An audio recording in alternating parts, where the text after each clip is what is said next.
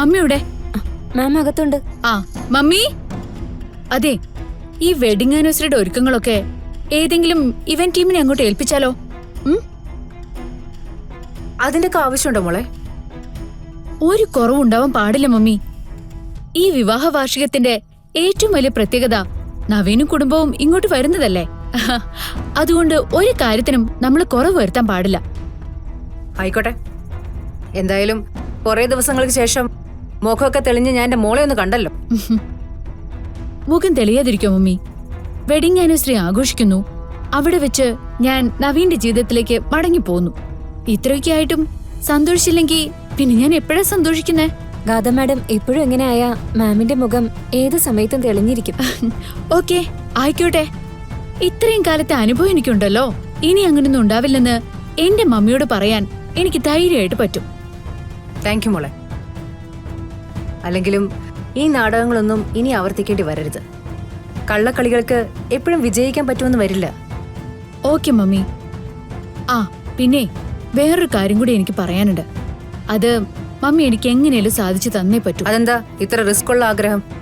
നവീൻ എന്റെ കഴുത്തിലല്ലോ താലി കെട്ടിയത്, ആ കൃഷ്ണയുടെ കഴുത്തിലല്ലേ. ചില സ്ഥലങ്ങളിൽ വിവാഹ വാർഷിക ദിവസം താലി വീണ്ടും കെട്ടുന്ന ഒരു ചടങ്ങുണ്ട്. അങ്ങനെ നവീൻ നാളെ എന്റെ കഴുത്തിൽ താലി കെട്ടുകയാണെങ്കിൽ എനിക്ക് മനസ്സറിഞ്ഞ് നവീന്റെ താലി സ്വീകരിക്കാലോ. അത് കൊള്ളാവുന്ന ഐഡിയാണ്. പക്ഷേ അവർ ഇത്രയും വലിയ തറവാട്ടുകാരായതുകൊണ്ട് താലി അഴിച്ച് കെട്ടുന്നതൊക്കെ. മോളെ, അത് നടക്കാനായിട്ട് സാധ്യത കുറവാ. പകരം നമുക്ക് വേറൊരു കാര്യം ചെയ്യാം. നിങ്ങള് പരസ്പരം പൂമാല ഇട്ടോളൂ. അതും ഒരർത്ഥത്തിൽ വിവാഹം തന്നെയാണല്ലോ. നോ മമ്മി, അതൊരു കാരണവശാലും ഞാൻ സമ്മതിക്കില്ല. വിവാഹ വാർഷിക ചടങ്ങ് നടക്കുമ്പോ നവീൻ എന്റെ കഴുത്തിൽ താലി കെട്ടിയിരിക്കണം.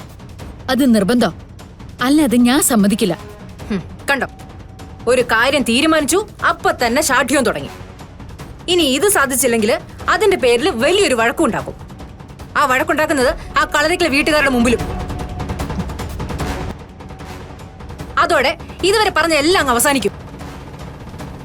ഇങ്ങനെ തന്നെ മോളെ ഇതുവരെ സംഭവിച്ചല്ല. ഓ എന്റെ മമ്മി, ഇങ്ങനെയൊക്കെ പറഞ്ഞു നീട്ടണ്ട. ഞാൻ എന്റെ ഉള്ളിലുള്ള ആഗ്രഹം പറഞ്ഞു എന്ന് മാത്രം. മമ്മി ഒന്ന് ട്രൈ ചെയ്ത് നോക്കൂ. പറ്റില്ലെങ്കിൽ ഞാനങ്ങ് സഹിച്ചാ പോരെ? ഓക്കെ, അങ്ങനെയുണ്ടെങ്കിൽ ഞാൻ ശ്രമിച്ചു നോക്കാം. മമ്മി ട്രൈ ചെയ്താൽ നടക്കും. കാരണം എന്താണെന്നറിയോ? സിത്താര ശ്രീനിവാസ് വിചാരിച്ചാൽ നടക്കാത്തതായിട്ട് ഒരു കാര്യമില്ല. അങ്ങനൊരു കാര്യം എനിക്കും അറിയില്ല. സിത്താര ശ്രീനിവാസിനെ ഒരുപാട് അങ്ങ് എടുത്തുയർത്തണ്ട. ഒരുപാട് മേളിൽ നിന്ന് വീണാലേ എനിക്കത് താങ്ങാൻ പറ്റില്ല. ഒന്ന് പോ മമ്മി. അതെ മമ്മി, എന്റെ കയ്യിലുള്ള നെയിൽ പോളിഷ് ഒക്കെ ഒന്ന് ചേഞ്ച് ചെയ്യണം. Good night. ഗാഥ മാഡം പെട്ടെന്ന് പഴയ ആളായി അല്ലേ മാം? ഒരൊറ്റ മിനിറ്റ് കൊണ്ട് മാറാനുള്ള ഈ കഴിവ് അപാരമാണ്. ആ കഴിവ് തന്നെ എന്നെ വല്ലാണ്ട് പേടിപ്പിക്കുന്നത്.